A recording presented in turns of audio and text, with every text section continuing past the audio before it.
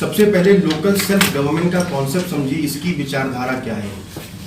हमारे यहाँ हमने आपको बताया था कि पावर शेयरिंग का कॉन्सेप्ट याद है।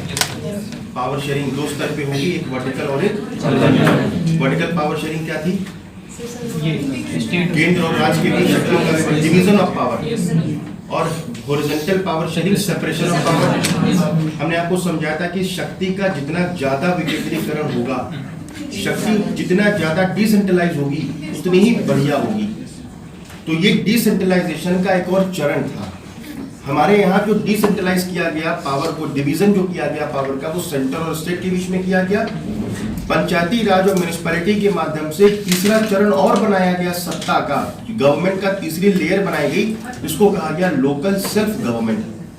क्योंकि वो लोकल स्तर पे थी, स्थानीय स्तर पे थी, इसलिए उसको कहा जाता है स्थानीय।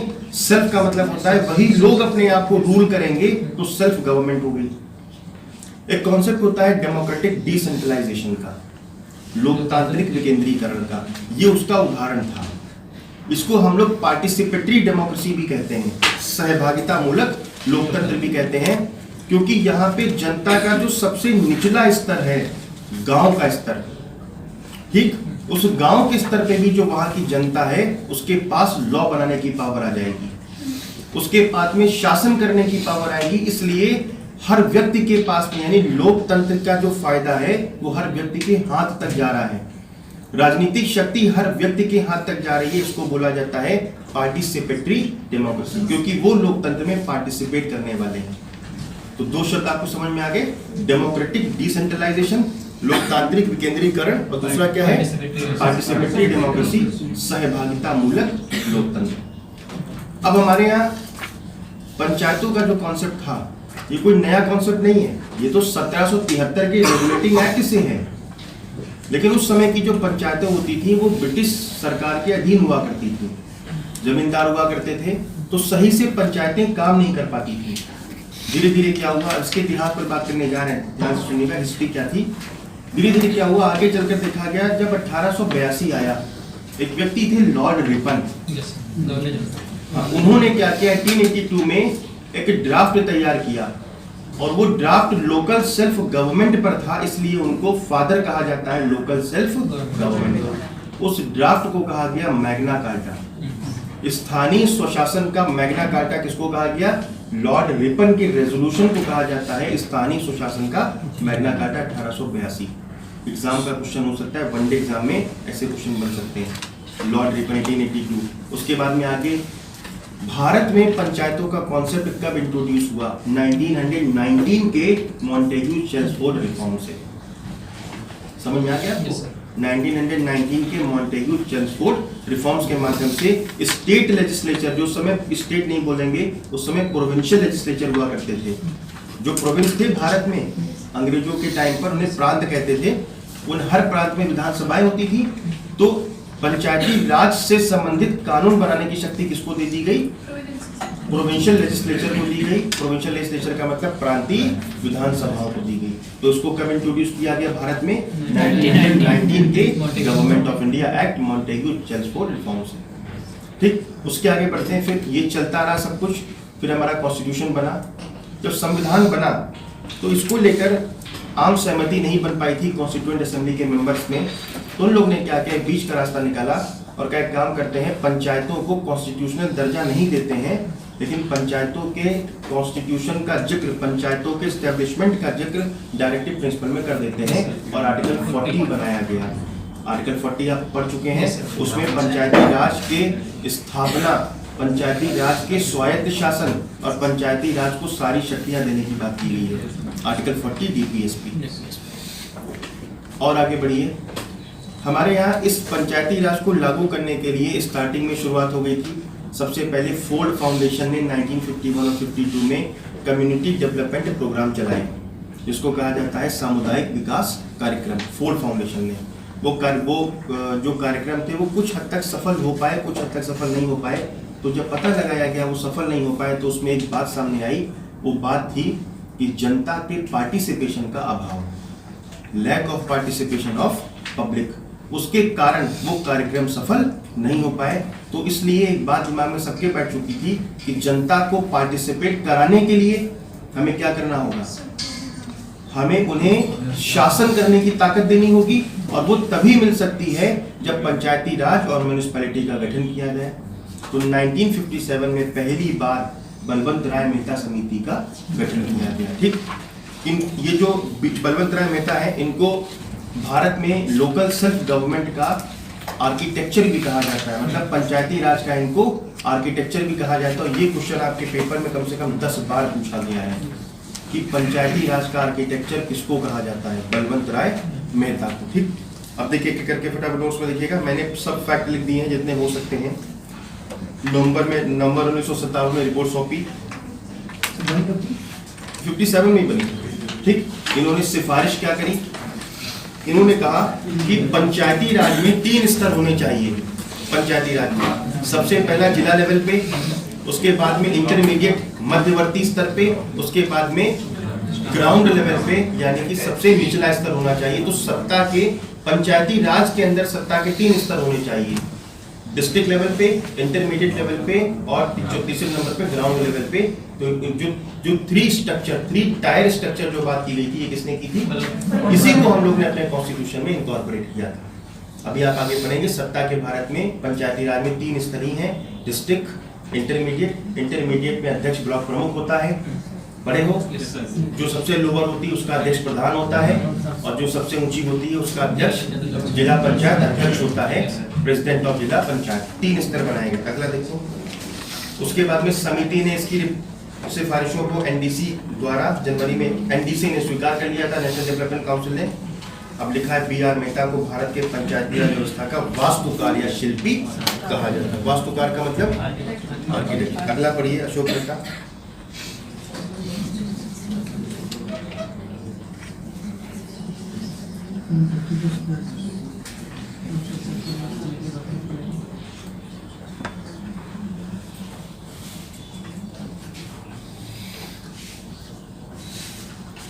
कुछ फैक्ट लिख लो जरा, बलवंत राय मेहता के बाद लिखना।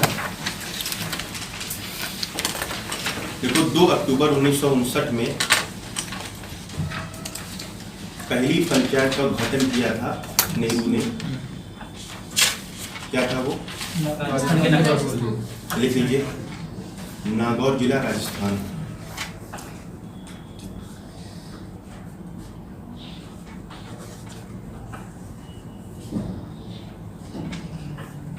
दूसरी का लिखिए 11 अक्टूबर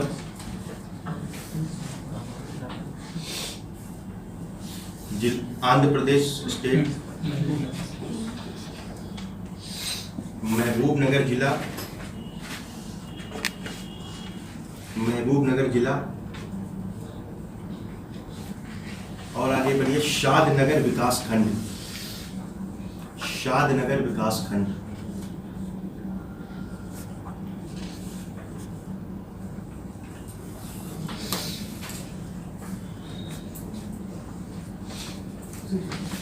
20 में एक कमेटी और बनी थी 1966 में, लिख लीजिए।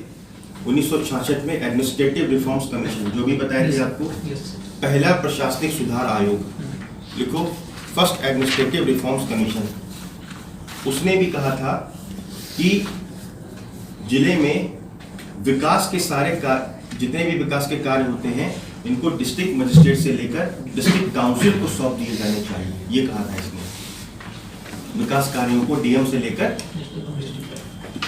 डेवलपमेंट फंक्शंस को डीएम से लेकर डिस्ट्रिक्ट काउंसिल को सौंप दिया जाना चाहिए। ये 1966 में मोरारजी देसाई की अध्यक्षता में बनी थी। उसके बाद अगली आती है सबसे इंपॉर्टेंट, 77 में अशोक मेहता समिति। इस समिति ने 2 टीयर की बात की थी, मतलब इसने बीच वाली गायब कर दी थी। इसने कहा था पंचायती राज में सत्ता के 2 स्तर होने चाहिए, पहला अध्यक्ष लेवल पे, दूसरा मंडल यानी कि जिला पंचायत और मंडल पंचायत। और कहा था एक मंडल पंचायत में कम से कम 15 से 20 गांव आने चाहिए। तो जब मध्यवर्ती नहीं रहेगी तो मंडल के बाद ज्यादा गांव आ जाएंगे, रिप्रेजेंटेशन बढ़ जाएगा। तो 2 स्तर की बात की थी। अब एग्जाम का क्वेश्चन है, 2 स्तर की बात निम्नलिखित में से किस समिति ने की थी? अशोक मेहता। और लिखिए इसने क्या क्या कहा था।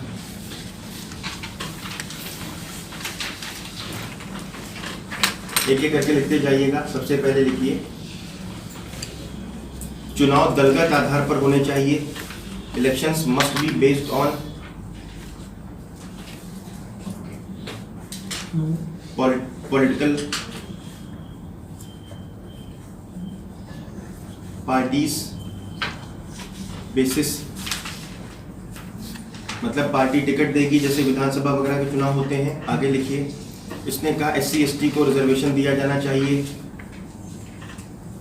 SC ST को रिजर्वेशन दिया जाना चाहिए। अलग फाइनेंस कमीशन होना चाहिए, अलग फाइनेंस कमीशन होना चाहिए। सोशल ऑडिट की व्यवस्था होनी चाहिए। सामाजिक अंकेक्षण, सोशल ऑडिट की व्यवस्था होनी चाहिए।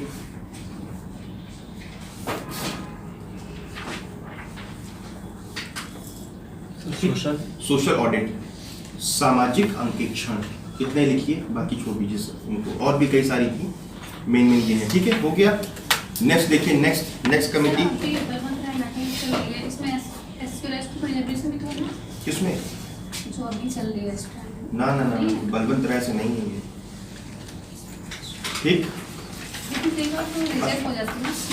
रिजर्वेशन तो है, हम बताएंगे, बट बलवंत राय से नहीं है, अशोक मेहता से है वो। हाँ, रिजर्वेशन, ठीक है।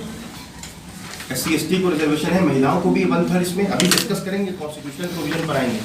तो क्या तीसरी देखो फटाफट से, ये सारे फैक्चुअल है, यहाँ मेंस थोड़ा पढ़ना है, बस केवल प्री में जल्दी से देखते हैं। GVK राव समिति, राजीव गांधी सरकार ने इसका गठन किया था 1985 में। इसका उद्देश्य पढ़ लीजिएगा, ग्रामीण विकास, इंग्लिश में लिखो रूरल डेवलपमेंट। नोट्स में नीचे है एकदम पहले पेज पे एकदम नीचे, GVK राव समिति, रूरल डेवलपमेंट एंड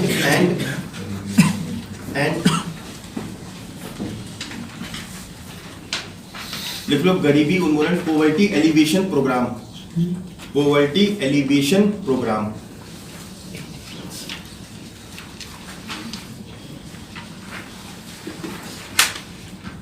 ठीक, इसने कहा था 4 स्तर का ढांचा होना चाहिए।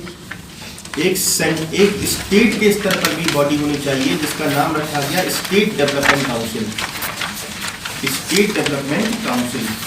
और इसने नया पॉइंट बनाया, जिला स्तर पर डिस्ट्रिक्ट डेवलपमेंट कमिश्नर का पद होना चाहिए। लिख लो डिस्ट्रिक्ट डेवलपमेंट कमिश्नर, DDC।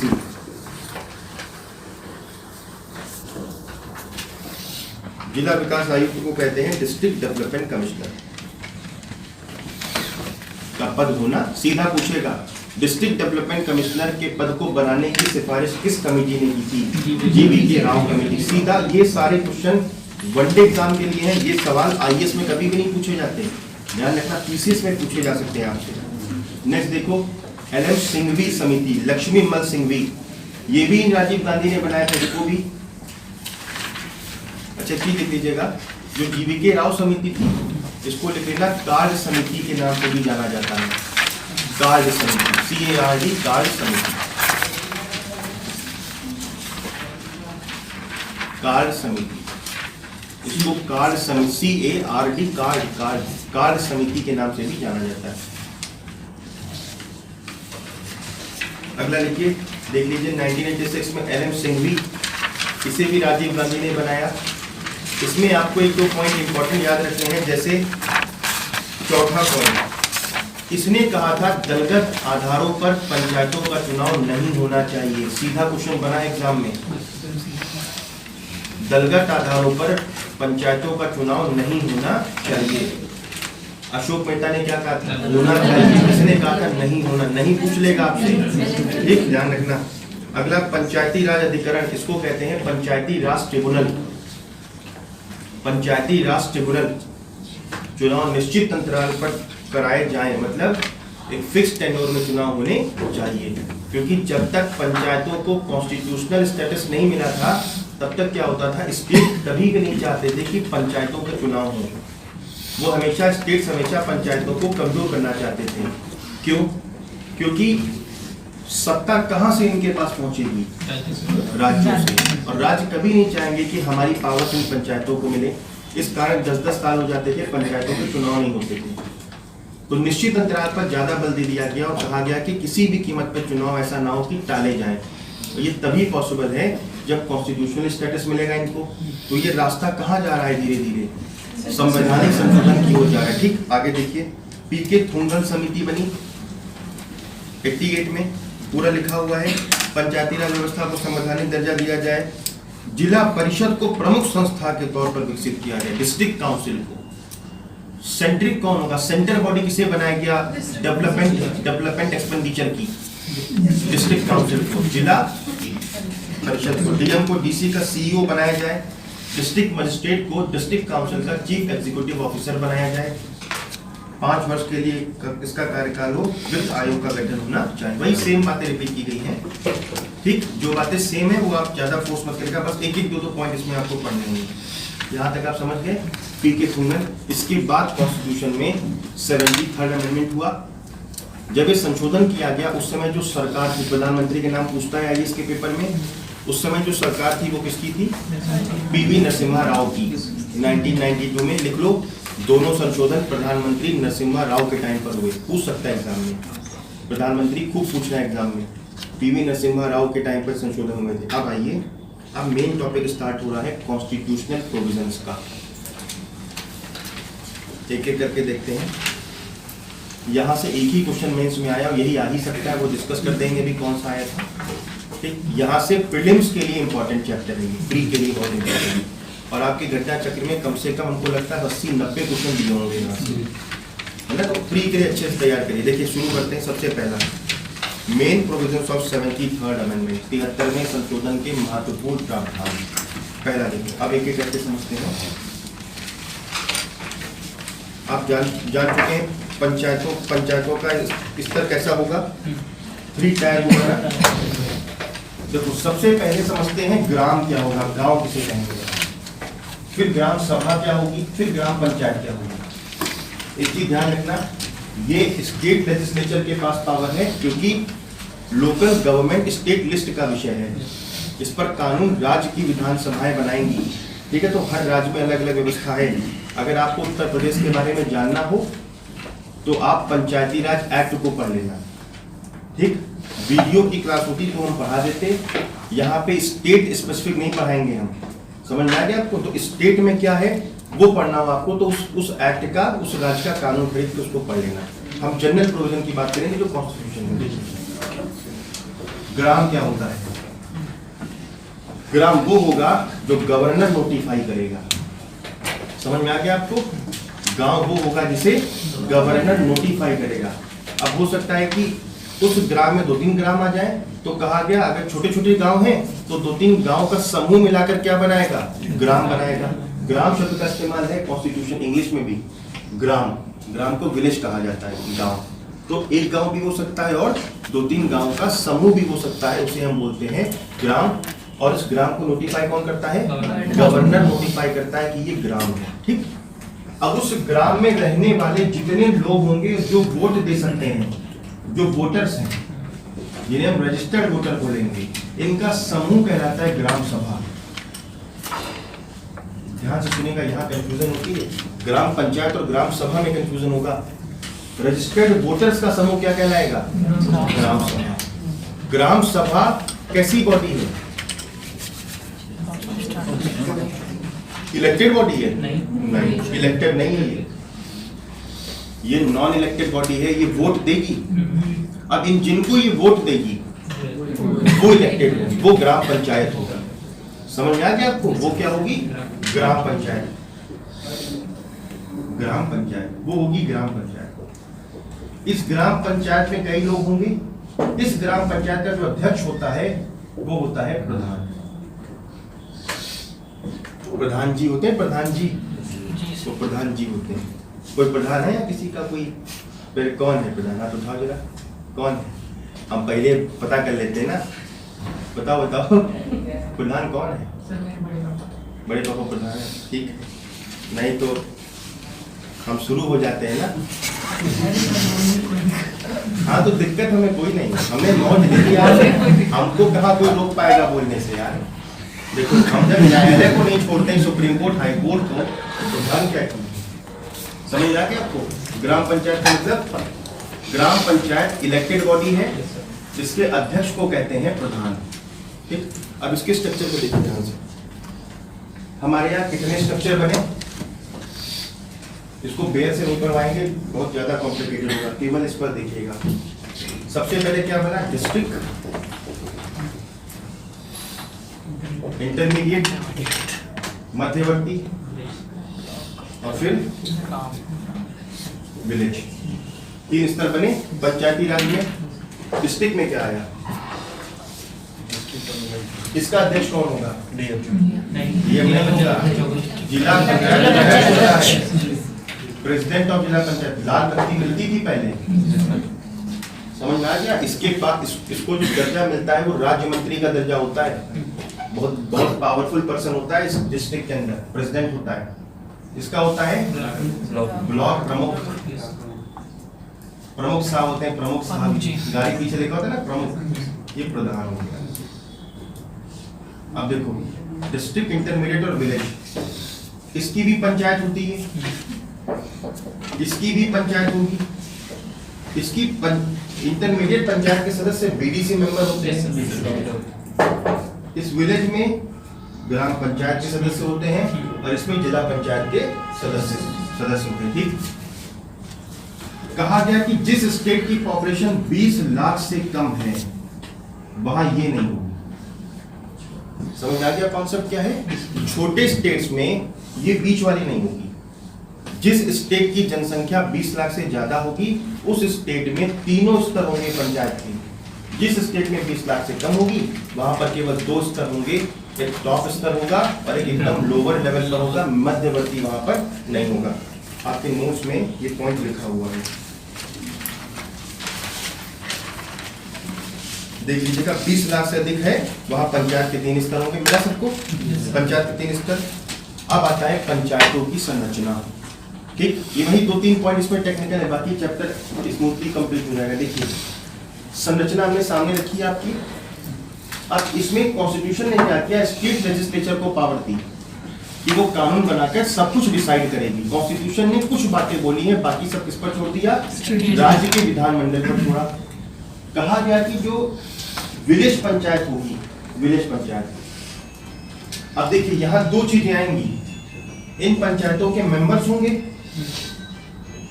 और इन पंचायतों के अध्यक्ष होंगे।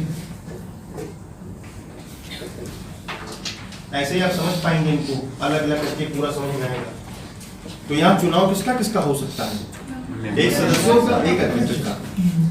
ठीक, क्या कहा गया संविधान के द्वारा, बताओ मन, पढ़े हो ना स्ट्रक्चर इसका, बताओ कि विलेज के केस में, मेंबर्स के केस में चुनाव कैसे होंगे। हाँ, अब देखो सुनिएगा, इन तीनों पंचायतों के सदस्यों का चुनाव डायरेक्ट होगा। मतलब इसमें स्टेट लेजिस्लेचर कुछ नहीं कर सकता। कॉन्स्टिट्यूशन ने कहा कि इन तीनों के मेंबर्स का इलेक्शन डायरेक्ट होगा, प्रत्यक्ष निर्वाचन होगा। इसका कैसा चुनाव होगा, डायरेक्ट इलेक्शन होगा। लेकिन सुनिएगा आगे, कहा जो विलेज का अध्यक्ष होगा, यानी इसका जो चुनाव होगा ये राज्य का विधानमंडल डिसाइड करेगा, डायरेक्ट हो या इनडायरेक्ट हो। लेकिन इनका जो चुनाव होगा ये कंपलसरी है कि इनडायरेक्ट होना चाहिए। समझ में आ गया आपको? ये इसकी संरचना बनी। अब आराम से देखो, कंफ्यूज बिल्कुल मत होना।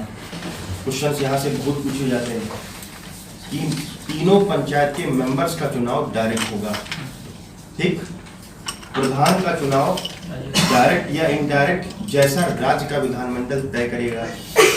लेकिन जो ब्लॉक प्रमुख और जो जिला पंचायत अध्यक्ष का चुनाव होगा वो कंपलसरी, मैंडेटरी है कि वो इनडायरेक्ट ही हो। समझ के पूरा स्ट्रक्चर इसका कैसे है।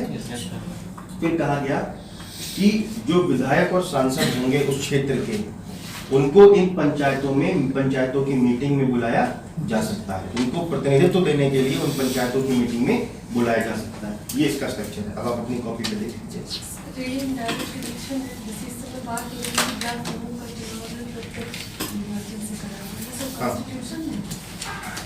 नहीं, कॉन्स्टिट्यूशन में तो इनडायरेक्ट है, अमेंडमेंट करनी पड़ेगी कॉन्स्टिट्यूशन में।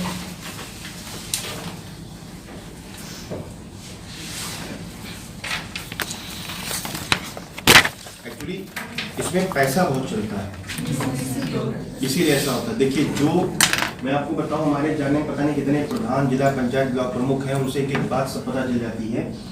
आप ये समझ लीजिए कि इसको बनने के लिए ये वोट करते हैं, इनकी बोली लगती है, समझ में आया? बोली लगती, बोली का मतलब 10 लाख 12 लाख प्लस गाड़ी प्लस टूर सब व्यवस्था होती है।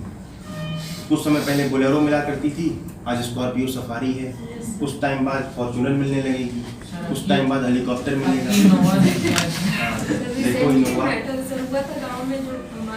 चक्कर वक्कर में ना पड़ो, यही चुनाव लड़ो सब लोग। कहाँ पढ़ाई वढ़ाई चक्कर में पड़ रहे हैं, कोई मतलब नहीं। समझ में आया? सबसे बढ़िया है यहाँ पहुँचो और दाम बढ़ जाता है, ये फिर ये बोली लगाता है। तो कुल मिला के इनडायरेक्ट इलेक्शन कहीं ना कहीं ब्लैक मनी को व्हाइट में खूब कन्वर्ट करता है, चैनलाइज कर देता है पूरे ब्लैक मनी को इकोनॉमी में। ये इसकी दिक्कत है। बाकी तो आप जानते हैं प्रधान क्या पैसे नहीं बांटते ही हैं, पैसे को पैसे बांटे जाते हैं, वोटर्स को सॉलिसिट किया जाता है, बल्क में नहीं जा पाता बल्क में नहीं जा पाता। इसमें तो खैर हाँ, इसमें डायरेक्ट इलेक्शन जहाँ पर होगा वहाँ तो बल्क, वहाँ तो मैं कहा ना नीलामी होती है। इन सदस्यों की मैं आपको बताऊं, कई मेरे ऐसे जानने वाले थे जो प्रधान थे, बाद में खाली ये चुनाव इसलिए लड़े ताकि इन्हें रुपया मिले। अब आप सोच लो, फिर हार भी गए वोट से। ये चुनाव केवल इसलिए लड़े थे ताकि इसका जब चुनाव करना होगा तो इनकी बोली लगेगी, गाड़ी मिल जाएगी, 12-14 लाख रुपए मिल जाएंगे। ये होता है इसमें। तो खराब तो है ही। अगर हमसे आईएएस के पेपर के बाहर जाकर पूछो तो हम तो इनके पक्ष में ही नहीं है। हम तो कहते हैं पंचायती खत्म कर देनी चाहिए, रिस्पॉन्सिबिलिटी शिफ्ट हो जाती है इसमें ना। एक जगह की सड़क टूटी है, अब वो जो क्षेत्र है वो प्रधान के अंडर में भी आता होगा, वो ब्लॉक प्रमुख के अंडर में भी आता होगा, और वो जिला पंचायत अध्यक्ष के अंडर में भी आता होगा, वो एक विधायक के अंदर में भी आता होगा और एक सांसद के अंदर में भी आता होगा। हम जो रोड टूटी है हम उसमें किसको गाड़ दें लाकर, बताओ किसको गाड़ें? समझ में आया आपको? ये प्रॉब्लम है। तो मेरे अगर हम इस आईएएस के पेपर में आप नहीं लिख सकते, आपको फेवर करना पड़ेगा कि हाँ ठीक है, उसके पॉइंट अभी बताएंगे। बट अगर बिहेवियरली देखा जाए तो पंचायती राज और म्यूनिसिपैलिटी का कोई मतलब नहीं है। अगर यही सब कुछ इफेक्टिवली विधायकों को सौंप दिया जाए, उनकी रिस्पॉन्सिबिलिटी शिफ्ट हो जाएगी, फिर वो आराम से अपने काम को बढ़िया से कर सकते हैं। यहाँ ओवरलैपिंग होती है काम की। कहते नहीं कि हमारे क्षेत्र में नहीं आता उनसे मिलो, वो कहेगा उनके क्षेत्र में नहीं आता उनसे मिलो, खाली दौड़ाया जाता है यहाँ पे। तो ये कहीं ना कहीं करप्शन का ब्रीडिंग सेंटर तो है ही, है ना। और ब्रीडिंग सेंटर बहुत जगह है, पीएसयू भी ब्रीडिंग सेंटर है, पब्लिक सेक्टर यूनिट्स। लेकिन क्या करा जा सकता है? देखिए आगे इसमें ये आपका पंचायतों की संरचना पढ़ लीजिएगा पॉइंट्स। नेक्स्ट पॉइंट आता है रिजर्वेशन। ये बहुत टेक्निकल पॉइंट है, इसको अच्छे से समझना। रिजर्वेशन देखो, दो स्तर पर रिजर्वेशन मिलेगा।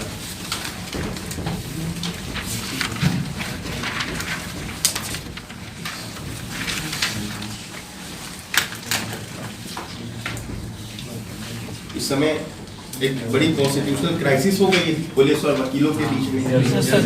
पहली बार ऐसा हुआ है कि पुलिस, अच्छा जो पुलिस वाले धरना प्रदर्शन कर रहे हैं, ये कर सकते हैं? आर्टिकल बोलो 33 बनाया था, संसद कानून बनाकर इनके मौलिक अधिकारों को सीमा तक सस्पेंड कर सकती है जिस सीमा तक इनमें अनुशासन है। समझ में आया? ये सवाल के लिए तैयार रहो। पेपर बनाने वाला दिमाग लगा रहा होगा, 33 पूछ लो इस बार पेपर में, ठीक है। तो आर्टिकल 33 इंपॉर्टेंट आर्टिकल हो गया है क्योंकि कुछ ऐसा हुआ है। और इसमें गलती किसकी है? बताओ किसकी गलती होगी? दोनों की गलती, दोनों की है। दोनों ही अपने आप को बदमाश समझते हैं, दोनों की गलती है। पुलिस का बात करने का रुख अगर बढ़िया नहीं होता, एक सभ्य आदमी फंस जाए, देखो कैसे बात करती है। कभी थाने में FIR कराने पता चल जाएगा, दोबारा FIR कराने नहीं जाओगे, भले गोली मार दो उसको जाके। ये पुलिस का बिहेवियर होता है। वकील बर्दाश्त नहीं कर सकते ऐसा बिहेवियर, क्योंकि वो लॉ के एक्सपर्ट होते हैं। अब समझ में आया? ये टकराव हुआ है यहाँ पर, और दोनों ही एग्रेसिव होते हैं। तो बहुत मारा पुलिस वालों को, वीडियो देखिए कैसे मारा है। फिर पुलिस वालों ने लाठी चार्ज, लेकिन पुलिस जो ये कह रहे हैं लॉकअप में ले जाके मारा, पुलिस को इतना दम नहीं है कि वकील को उठा के लॉकअप में बंद कर देगी। तो वकील झूठे बहुत होते हैं, इनकी आदत पड़ जाती है झूठ बोलने की, तो झूठे होते तुरंत आरोप लगा देंगे। हम आपको बता तुरंत आरोप, खड़े खड़े आरोप लगा देंगे इन्होंने ऐसा किया मेरे साथ। तो यहाँ पे एक बड़ी क्राइसिस है ये देश में, देखते हैं इस पर हाई कोर्ट, अच्छा जुडिशरी हमेशा वकीलों का फेवर करती है। कारण ये है क्योंकि वकील ही प्रमोट होकर हाई कोर्ट के जज बनते हैं।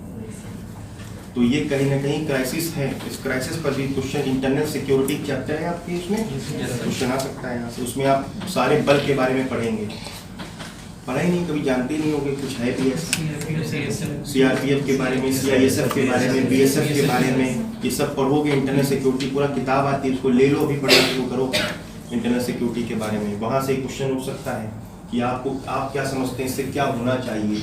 ठीक है, देखिए रिजर्वेशन,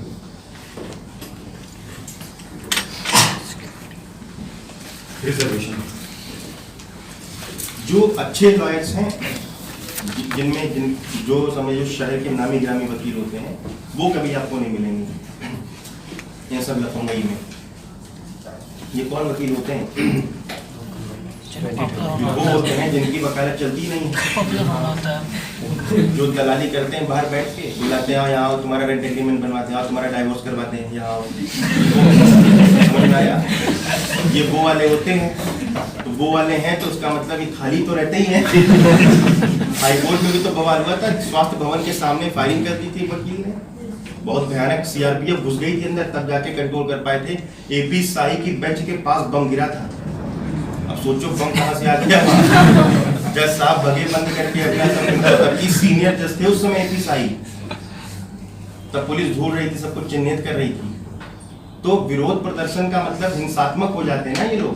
कॉन्स्टिट्यूशन ने पावर दी है असेंबली की, बट ये कौन सी असेंबली बन रही है? बताओ मुकदमा कहाँ होगा, किस असेंबली में? याद करो, पढ़ाया हमने आपको कॉन्स्टिट्यूशन में। 141 अनलॉफुल असेंबली, 5 या 5 से ज्यादा लोग हिंसा या वायलेंस करते नजर आएंगे तो बलवे का मुकदमा लिखा जाता है। याद है 147, 148। तो असेंबली कैसी होनी चाहिए? शांति होनी चाहिए ना। आप शांतिपूर्ण तरीके से विरोध करो। जैसे कि पुलिस वालों ने विरोध किया, उनका शांतिपूर्ण विरोध था, लेकिन इनका विरोध हिंसात्मक हो जाता है, हिंसा करने लग जाते हैं। ये चीज गड़बड़ तो है ही। और ये आपके क्वेश्चन का आंसर इस पर पूरा पढ़ते रहिएगा खबर। इस पर एक आर्टिकल निकलने वाला है, द हिंदू या द इंडियन एक्सप्रेस या ट्रिब्यून या आपका उसमें हिंदी का कौन सा पेपर आता है, जनसत्ता में। तो इसको पढ़िएगा जरूर, क्योंकि यहाँ से क्वेश्चन, क्योंकि कॉन्स्टिट्यूशन का एक आर्टिकल इफेक्ट में आया है, आर्टिकल 33, क्योंकि पुलिस वालों ने पहली बार विरोध किया है। तो आर्टिकल 33 किसी भी फंडामेंटल राइट्स को सीमित करने की पावर देता है।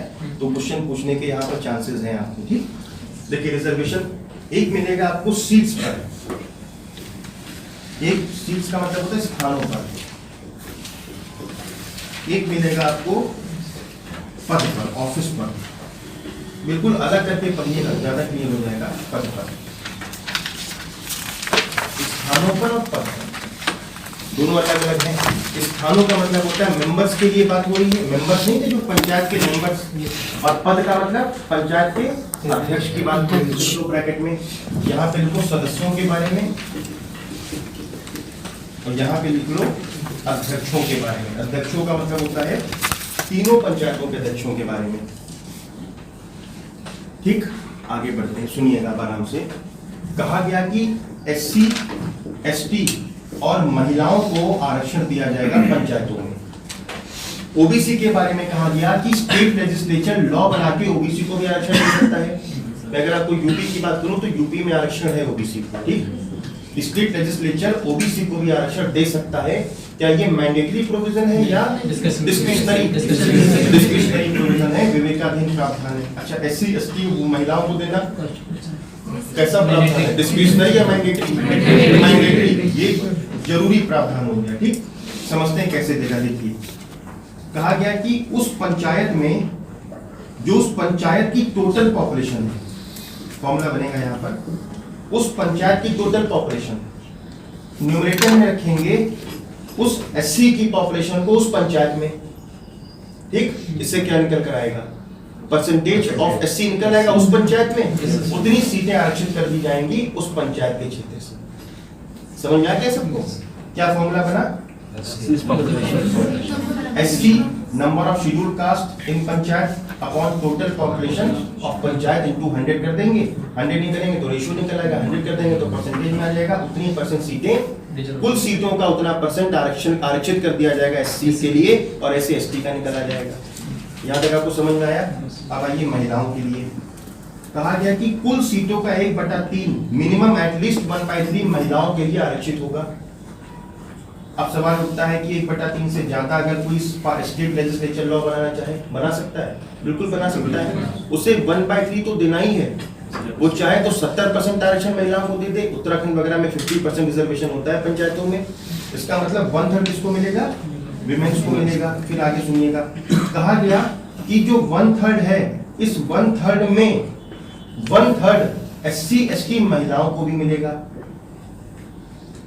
समझ में आया आपको? ये पॉइंट समझने वाला है।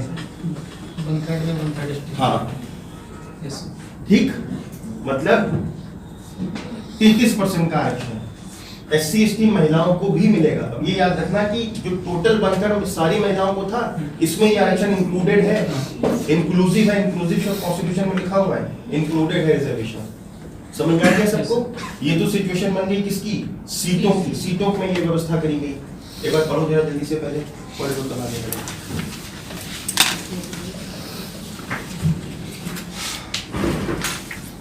स्थानों का आरक्षण करिए।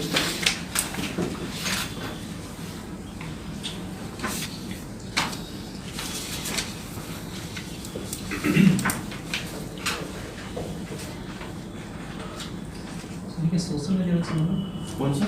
1/3 में 1/3 सोशल है क्या? सोशल किसकी बात? 1/3 की बात कर रहे हो या एससी एसटी? जो एससी एसटी के लिए सीटें रिजर्व हुई हैं उसमें 1/3। हाँ, एससी एसटी में जैसे सुन लीजिएगा एक मिनट, ये जो एससी एसटी की सीटें रिजर्व हुई हैं, इसका 1/3 एससी एसटी के महिलाओं को, और ये जो 1/3 एससी एसटी को महिलाओं को है, ये 1/3 किसमें इंक्लूडेड है? पूरी 1/3 वुमेन। समझ में आया सिचुएशन क्या है? फिर से बताएं कि समझ गए? ये समझ गए आरक्षण कैसे मिलेगा महिलाओं को? ठीक। अब आता है पद पर आरक्षण। पद पे आरक्षण क्या क्वेश्चन पूछे थे हम? सोशल सर हम पूछते हैं सोशल मिल रहा है या स्पेशल मिल रहा है? 15 के 3। अच्छा, प्रकार स्पेशल, हाँ सोशल नहीं है, हॉरिजॉन्टल रिजर्वेशन है। 15 का 3 से पावर लेगा। ठीक, देखिए पद में आइए। पद में ध्यान रखना, पद में कहा गया एससी एसटी और महिलाओं तीनों को मिलेगा, फिर तीनों को मिलेगा। यहाँ पे कहा गया कि जो एससी आपने यहाँ पे पंचायत क्षेत्र की रखी थी, अब पूरे स्टेट की एससी की पॉपुलेशन रखो। पूरे स्टेट में कितने एससी हैं डिवाइड कर दो, उस पूरे स्टेट में कितनी टोटल पॉपुलेशन है जो निकल कर आएगा, वो उस राज्य में उस एससी की जनसंख्या होगी। उतने परसेंट सीटें पूरे स्टेट में पद के लिए आरक्षित की जाएंगी, मतलब अध्यक्षों के पद के लिए, प्लस महिलाओं को 1/3 मिलेगा। इसमें एससी एसटी महिलाओं को अलग से नहीं 1/3 मिलेगा। समझ में आया? वो किस में मिलेगा? वो स्थानों में मिलेगा। जब अध्यक्ष पद का रिजर्वेशन की बात आएगी तो महिलाओं को केवल 1/3 मिलेगा। वो मिनिमम 1/3 है, ज्यादा भी हो सकता है। लेकिन जो आपने यहाँ पर पढ़ा था ना, एससी एसटी की जो पॉपुलेशन है उसमें 1/3 एससी एसटी की महिलाओं को मिलेगा, वो यहाँ नहीं है। इतना डिफरेंस है दोनों में। पढ़ लो आगे, जल्दी से पढ़ो। पदों का आरक्षण, रिजर्वेशन ऑफ ऑफिसेस।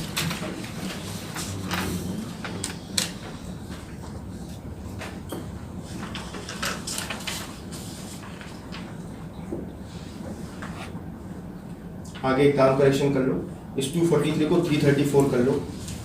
334 करिए। आगे लिखा है नेक्स्ट आर्टिकल दिखाई पड़ रहा होगा आपको, आरक्षण से संबंधित अन्य पक्ष। इसको 334 करो और सुन लीजिए क्या है 334। 334 में बताया गया था संविधान के प्रारंभ होने से 10 साल तक एससी एसटी और एंग्लो इंडियन पढ़ाए थे आपको, कभी पॉइंट जरूर बताए होंगे कि संविधान के शुरू होने से 10 साल तक एससी एसटी और एंग्लो इंडियन को विधानसभा में और लोकसभा में आरक्षण मिलेगा। लेकिन सरकार उसको 10-10 साल तक करके बढ़ाती गई और प्रेजेंट टाइम में 2020 तक कर दिया गया है। तो 2020 में फिर संशोधन होगा, फिर उसको 10 साल के लिए बढ़ा दिया जाएगा। ठीक, तो इसमें कहा गया, पंचायत को कनेक्ट किया गया था इस आर्टिकल से, कहा गया था कि जो रिजर्वेशन यहाँ एससी और एसटी को मिल रहा है पंचायतों में, वो रिजर्वेशन सीधा कनेक्टेड है 334 से। मतलब जब 334 में एससी और एसटी को रिजर्वेशन मिलना बंद होगा तो पंचायतों में ऑटोमेटिकली रिजर्वेशन मिलना बंद हो जाएगा। अब समझ में आया आपको? 334 में जब एससी और एसटी को विधानसभा और लोकसभा में रिजर्वेशन मिलना बंद होगा तो तुरंत पंचायतों में भी और म्युनिसिपैलिटी में भी एससी और एसटी को मिलने वाला जो रिजर्वेशन है वो समाप्त हो जाएगा, लेकिन महिलाओं को नहीं, क्योंकि 334 का संबंध महिलाओं से है ही नहीं। महिलाओं को रिजर्वेशन मिलता ही नहीं है, ये पीसीएस के एग्जाम का सवाल बन चुका है। महिलाओं को लोकसभा और विधानसभा में आरक्षण मिलता ही नहीं है, इसलिए क्या महिलाओं का आरक्षण 334 से जुड़ पा रहा है? नहीं जुड़ पा रहा है। इसका मतलब 334 में समय सीमा समाप्त होने के बाद भी महिलाओं को आरक्षण मिलता रहेगा। लिखा हुआ आपके दोस्त, पढ़ लीजिएगा इसको, 334 कर लीजिएगा इसको, 334 आर्टिकल है ये, 243 की जगह 334 कर लीजिएगा। आगे लिखा गया, यदि किसी राज्य का विधानमंडल अपने पिछड़े हुए नागरिकों के किसी वही ओबीसी के लिए अगर चाहे तो लॉ बना सकता है। स्टेट लेजिस्लेचर अगर चाहे तो ओबीसी को यहाँ पर आरक्षण देने के लिए कानून बना सकता है। ठीक, अब आता है पंचायतों की अवधि, ड्यूरेशन ऑफ द पंचायत। कहा गया कि जो पहली बैठक होगी पंचायत की, वहां से 5 साल तक पंचायत काम करेगी। ठीक, पंचायत अपने 5 साल से पहले भी भंग की जा सकती है, डिसॉल्व की जा सकती है। यहाँ तक समझे, अगर पंचायत डिसॉल्व हुई और जो बचा हुआ समय है 5 साल पूरा होने में, अगर वो 6 महीने से ज्यादा है तो वहां पर नए चुनाव कराए जाएंगे। जो नए चुनाव होंगे तो केवल रिमेनिंग टर्म के लिए काम करेंगे, वहां से 5 साल की गिनती नहीं की जाएगी, क्योंकि 5 साल को 5 ही साल बाद रखा, जैसे राष्ट्रपति के चुनाव में होता था। उसके बाद कहा गया कि अगर पंचायत 5 साल के पहले डिसॉल्व हुई और बचा हुआ समय 6 महीने से कम है तो नए चुनाव कराने की जरूरत नहीं होगी। समझ में आ गया पूरा केस? पढ़ लीजिए इसको, ये लिखा होता जो वुमेन्स को रिजर्वेशन मिल रहा है वो सोशल मिल रहा है क्योंकि महिला होने के नाते, और फिर उसमें जो 1/3 SC/ST को मिल रहा है वो स्पेशल मिल रहा है, मतलब SC/ST की महिलाओं को मिल रहा है, तो सोशल स्पेशल दोनों वहाँ पे मिल रहा है। नहीं, सिर्फ सीट्स में दोनों नहीं हुए, सिर्फ स्पेशल होगा, सिर्फ स्पेशल होगा। ठीक, ड्यूरेशन समझ में आ गया? कोई प्रॉब्लम तो नहीं? 5 साल तक प्रथम, कब से? पहली बैठक, याद रखना, पहली बैठक से सवाल है, पहली बैठक से 5 साल। उस 5 साल के पहले भी डिसॉल्व हो सकती है। सवाल उठता है कि डिसॉल्व होगी, डिसॉल्व होने के बाद 5 साल पूरे होने में अगर 6 महीने से कम का समय बचा, there is no need of further election. अगर 6 महीने से ज्यादा का समय बचा तो वहां पर चुनाव कराए जाएंगे, और जो चुनाव कराए जाएंगे उसके बाद जो नई पंचायत आएगी वो वहां से 5 साल नहीं गिनी जाएगी, वो रिमेनिंग टर्म के लिए बैठेगी। मतलब जो 5 साल की डेट है वो अपने ही 5 साल पर समाप्त होगी। ये ड्यूरेशन में है। ठीक, लिख लीजिए, समझ में आ गया पूरा कॉन्सेप्ट? अगला देखिए, डिस्क्वालिफिकेशन फॉर मेंबरशिप। अब यहाँ से कभी क्वेश्चन नहीं बनते हैं, जो पढ़ने जा रहे हैं, जो जहाँ से बनेंगे हम बता देंगे, फिर भी देख लो। कहा गया कि राज्य का विधानमंडल प्रधान उनके सदस्यों के चुनाव लड़ने की एलिजिबिलिटी को और अध्यक्षों के चुनाव लड़ने की एलिजिबिलिटी को निर्धारित करेगा। और कहा गया कि जो डिस्क्वालिफिकेशंस स्टेट लेजिस्लेचर के मेंबर्स के लिए बनाई हैं, वही डिस्क्वालिफिकेशन पंचायतों के मेंबर्स के लिए भी होगी। समझ में आ गया? जोड़ा गया है, जो डिस्क्वालिफिकेशन स्टेट लेजिस्लेचर के मेंबर्स के लिए होती है, विधायकों के लिए और विधान परिषद के सदस्यों के लिए, वही डिस्क्वालिफिकेशन पंचायतों के मेंबर के लिए भी होगी। वही डिस्क्वालिफिकेशन म्युनिसिपैलिटी के मेंबर के लिए भी होगी। लेकिन इसका एक अपवाद है। अपवाद ये है कि 25 साल पर कोई व्यक्ति विधानसभा का चुनाव लड़ सकता है, 30 साल पर विधान परिषद का लड़ सकता है। यहाँ 25 को 21 किया गया है। मतलब अगर 21 वर्ष की आयु किसी ने प्राप्त कर ली तो वो पंचायत के मेंबर होने के लिए एलिजिबल हो जाएंगे। ये आपका इसमें पढ़ लीजिएगा इसको। नेक्स्ट देखिए, पंचायत की शक्तियां व उत्तरदायित्व। आर्टिकल इंपॉर्टेंट याद कर लेना, आर्टिकल इसका 243G। इसमें सेकेंड पैराग्राफ में आ जाओ। आर्थिक विकास, इकोनॉमिक डेवलपमेंट और सामाजिक न्याय, सोशल जस्टिस को पाने के लिए इकोनॉमिक डेवलपमेंट और सोशल जस्टिस को पाने के लिए ये पंचायतें योजनाएं तैयार करेंगी। समझ में आ गया? इसी को कहते हैं पार्टिसिपेटरी डेमोक्रेसी। योजनाएं का मतलब प्लानिंग तैयार करेंगी, और ये प्लानिंग जिन जिन विषयों पर तैयार होगी वो विषय 11वीं अनुसूची में दिए गए हैं। समझ पाए? 11वीं अनुसूची में जो विषय हैं उन पर कानून बनाने की शक्ति किसके पास है? पंचायत के पास। और जो 12वीं अनुसूची में है उनके संबंध में म्युनिसिपैलिटी के पास। ये आपका है। अब आप 11वीं अनुसूची में आइए, नोट्स में आओ पीछे। 11वीं अनुसूची में आ जाओ। कितने सब्जेक्ट हैं इस समय? 29। एग्जाम के लिए इंपॉर्टेंट क्वेश्चन है। 29 सीधे पूछेगा 11वीं अनुसूची में कितने विषय हैं? 29 विषय हैं। अब कुछ महत्वपूर्ण विषय हैं, लाइन से देखो। कृषि विस्तार पढ़ लोगे इसको? एग्रीकल्चर हस्बेंड्री वो सब यहाँ पर आ जाएगा। वापिस जाइए नोट में। अब आता है पंचायतों के वित्त से जुड़े प्रावधान। ठीक, इसमें 3 आर्टिकल दिए गए हैं। करारोपण की शक्तियां, इसमें कुछ भी नहीं है, सीधा सीधा ये समझ लो। स्टेट लेजिस्लेचर लॉ बनाकर ये निर्धारित करेगा कि कौन कौन से टैक्सेस ये पंचायतें लगा पाएंगी और वसूल पाएंगी और खर्च कर पाएंगी। स्टेट लेजिस्लेचर लॉ बनाकर ये डिसाइड करेगा कि हम कौन कौन से टैक्सेस लगाएंगे और कलेक्ट करने की पावर पंचायत को देंगे। समझ में आ गया आपको? स्टेट लेजिस्लेचर लॉ बनाकर ये डिसाइड करेगा कि हो सकता है ये पंचायत कोई निधियां बनाए, फंड बनाए, तो उस फंड को क्या नाम होगा और फंड में कितना पैसा ये पंचायतें जमा करेंगी। सब कौन डिसाइड करेगा? State legislature. ठीक, आगे देखो फाइनेंस कमीशन। अभी मैंने पढ़ाया आपको। स्टेट फाइनेंस कमीशन का कॉन्सेप्ट आ गया। कहा गया गवर्नर बनाएगा। यहाँ पर यूनियन का कौन बनाता था? राष्ट्रपति। गवर्नर इस संबंधी 3rd अमेंडमेंट के शुरू होने से 1 वर्ष के भीतर, वहाँ 2 वर्ष के भीतर था, और हर 5-5 वर्ष पर राज्य के वित्त आयोग का गठन करेगा। समझ में आया? ये राज्य का वित्त आयोग ये बताएगा कि जो टैक्सेस राज्य सूची में हैं और जिनको स्टेट लेवी करता है, स्टेट वसूलता है, उनका कितना प्रपोर्शन, उनका कितना रेशियो पंचायतों को भेजा जाएगा। जैसे सेंटर भेजता था स्टेट में, वैसे ये डिसाइड करेगा। फिर जो रेशियो, जो परसेंटेज पंचायतों को भेजा जाएगा वो विभिन्न पंचायतों में किस रेशियो से बांटा जाएगा। समझ पाए? जो आपने यूनियन में पढ़ा है सेम है यहाँ पर, बस वहां सेंटर और स्टेट के बीच संबंध बन रहा था, यहाँ पर स्टेट और पंचायतों के बीच बन रहा है। अगला बताया कि स्टेट फाइनेंस कमीशन होगा, ये यूनियन फाइनेंस कमीशन से पूछेगा कि राज्य की संचित निधि में जो धन है उसको कैसे बढ़ाया जाए। तो यही फंक्शन तो यूनियन का था।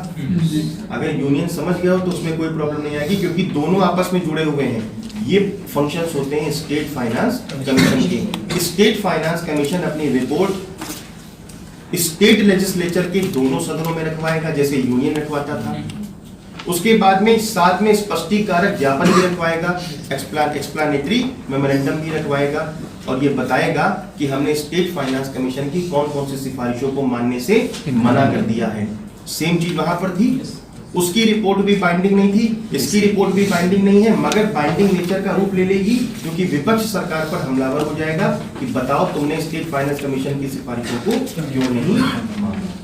क्लियर हो गया पॉइंट स्टेट फाइनेंस कमीशन का। नेक्स्ट देखो, पंचायतों के लिए लेखाओं की ऑडिट की बात की गई है कि ऑडिट की व्यवस्था भी स्टेट लेजिस्लेचर कानून बनाकर ऑडिट की व्यवस्था करवा सकता है। और ये ऑडिट किसके होंगे? पंचायतों के ऑडिट की बात ध्यान से सुन लो। यही सेम पॉइंट म्यूनिसिपैलिटी में आएगा, मैं पढ़ाऊंगा नहीं म्यूनिसिपैलिटी में। मैंने कहा था दोनों चैप्टर में कॉमन है सब कुछ। जहां जहां पर हमने शब्द पंचायती राज यूज किया है, म्यूनिसिपैलिटी जब पढ़ाएंगे तो वहां पंचायत की जगह म्यूनिसिपैलिटी इस्तेमाल करने लगेंगे। बाकी सब कुछ कॉमन रहेगा। ठीक, ध्यान से पढ़िएगा। नेक्स्ट देखिए, पंचायतों के लिए चुनाव आर्टिकल लिखा हुआ है खाली, इलेक्शन 243 हर 5 वर्ष पे चुनाव कराने अनिवार्य होंगे। ठीक, आगे कहा गया चुनाव की व्यवस्था, राज्य के विधानमंडल को शक्ति दी गई, इसलिए लेजिस्लेचर लॉ बनाकर पंचायतों के चुनाव के बारे में व्यवस्था करेगा। कुछ भी स्पेसिफिक नहीं है। अगर यूपी का पढ़ाने लग जाए हम, तब लगेगा महीना भर पंचायत खत्म करने में। क्यों बताइए क्यों? क्योंकि यूपी में स्पेसिफिक प्रोविजंस बनाए गए होंगे ना, ये जनरल प्रोविजन पढ़ रहे हैं। अब स्टेट लेजिस्लेचर ने क्या डिसाइड किया हर राज्य के लिए वो हमें नहीं पढ़ना, हमें इतना पढ़ना है कि इलेक्शन की व्यवस्था राज्य का विधानमंडल कानून बनाकर करेगा। इस इतना ही हम लोग को पढ़ना है। जब आप किसी स्टेट स्पेसिफिक को पढ़ने लगोगे तब वहां पर समय लगेगा, क्योंकि फिर उसने पूरा लॉ बनाया होगा पंचायत को रेगुलेट करने के लिए। यही है यूपी पंचायती राज एक्ट 1947 का कानून है यूपी के अंदर जो चलता है। अगला देखिए, अब आ गया राज्य निर्वाचन आयोग, state election commission. State election commission का काम केवल और केवल ध्यान रखना पंचायतों के चुनाव और म्यूनिसिपैलिटी के चुनाव कराने से है। गलती मत कर देना कि ये विधानसभाओं के चुनाव भी कराते हैं, उसके लिए इलेक्शन कमीशन ऑफ इंडिया बना हुआ है। आपसे पूछेगा क्वेश्चन में कि स्टेट इलेक्शन कमीशन का प्रावधान निम्नलिखित में से किस सन से जोड़ा गया? 92। समझ में आ गया? स्टेट इलेक्शन कमीशन के बारे में निम्नलिखित में से किस भाग में बताया गया? भाग 9 और भाग 9A में, चाहे जैसा क्वेश्चन बने। अगर स्टेट इलेक्शन कमीशन की बात है तो जहां पे आएगा। अब देखो आगे लिखा हुआ है, वो क्या काम करेगा? इलेक्शंस का सुपरिटेंडेंस करेगा, अधीक्षण को कहते हैं सुपरिटेंडेंस, मिला? डायरेक्शन करेगा और कंट्रोल करेगा, नियंत्रण को कंट्रोल बोलते, कंट्रोल करेगा। आगे लिखा, मतदाता सूची तैयार करेगा, मतलब इलेक्टोरल लिस्ट तैयार करेगा, कौन कौन वोट देगा, और पंचायतों के चुनाव का संचालन करेगा, पंचायतों के चुनाव का कोऑर्डिनेशन करेगा। नेक्स्ट पॉइंट है न्यायालयों का हस्तक्षेप। 2 मामलों में न्यायालय दखल नहीं दे सकते। पहला, अगर किसी भी पंचायत के मेंबर का कोई विवाद हो जाए चुनाव से संबंधित, जैसे मान लो हमने कहा एक चुनाव बेईमानी से जीत रहे हैं, तो ये मामला सीधे न्यायालय नहीं पहुंचेगा। स्टेट लेजिस्लेचर ने बताया होगा कि ये मामला किस व्यक्ति के पास भेजा जाएगा। समझ में आ गया आपको? स्टेट लेजिस्लेचर ने लॉ बनाकर क्या बताया होगा कि अगर कोई चुनाव से संबंधित विवाद है तो वो किसके पास जाएगा और किस रीति से जाएगा। तो कहा वो इलेक्शन डिस्प्यूट है तो इलेक्शन पिटीशन के माध्यम से जाएगा। ये एग्जाम का क्वेश्चन। इलेक्शन पिटीशन का मतलब होता है निर्वाचन याचिका के माध्यम से उस व्यक्ति के सामने जाएगा और उस रीति से जाएगा जिसको किसने ऑथोराइज किया होगा? स्टेट लेजिस्लेचर ने ऑथोराइज किया होगा। पढ़ो जल्दी से, सेकंड पॉइंट पढ़ना, 243 के ओ का सेकंड पॉइंट पढ़िए। किसी पंचायत के लिए हुआ कोई चुनाव, ऐसी निर्वाचन याचिका का मतलब इलेक्शन पिटीशन पर ही क्वेश्चन किया जाएगा जो राज्य विधानमंडल की विधि के तहत निर्दिष्ट रीत से प्रस्तुत की गई है, जिसके समक्ष उसे प्रस्तुत किए जाने का उपबंध है। मतलब जिसके सामने वो जाए। आप अगर चाहें तो बेयर एक्ट का 243 ओ खोल के भी पढ़ सकते हैं। पढ़िए इसको जरा, बेयर एक्ट का 243 को, बेयर का 243 ओ पढ़िए, बेयर का।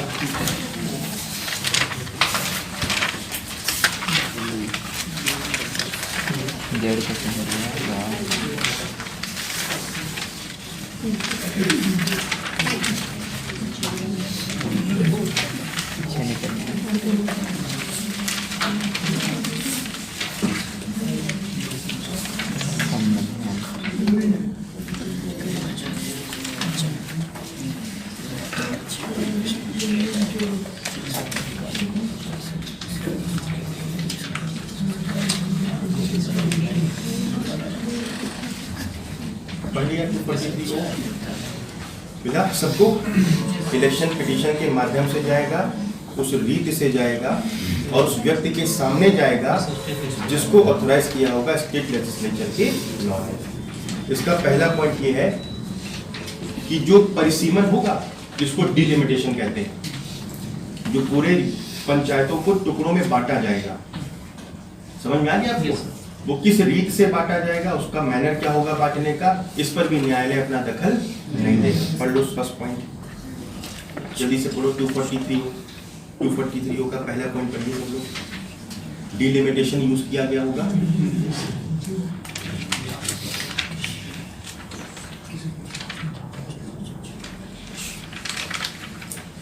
मिला?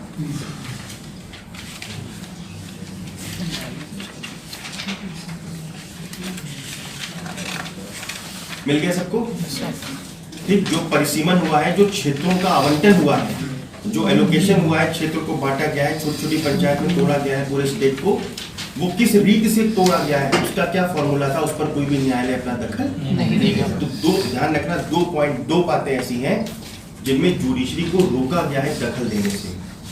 याद रहेगा। पहला बताइए डिलिमिटेशन के मामले, सीधे बोलो डिलिमिटेशन के मामलों में, दूसरा निर्वाचन संबंधी विवादों के मामलों में। बस दो बातें ऐसी जिनमें न्यायालय को रोका गया है हस्तक्षेप करने से। ठीक, जाके अब देखिए इस चैप्टर में ये जो संग्रह, ये जो आगे पॉइंट दिए या खुद भी पढ़ सकते हैं कि कहाँ कहाँ लागू नहीं हुआ है। उसके बाद में चैप्टर कंप्लीट हो रहा है, हम आपको पेशा के बारे में पढ़ाएंगे, पेशा लॉ के बारे में। एक पेशा कानून बनाया गया था 1996 में, उस पर हम थोड़ी बात करेंगे। बाकी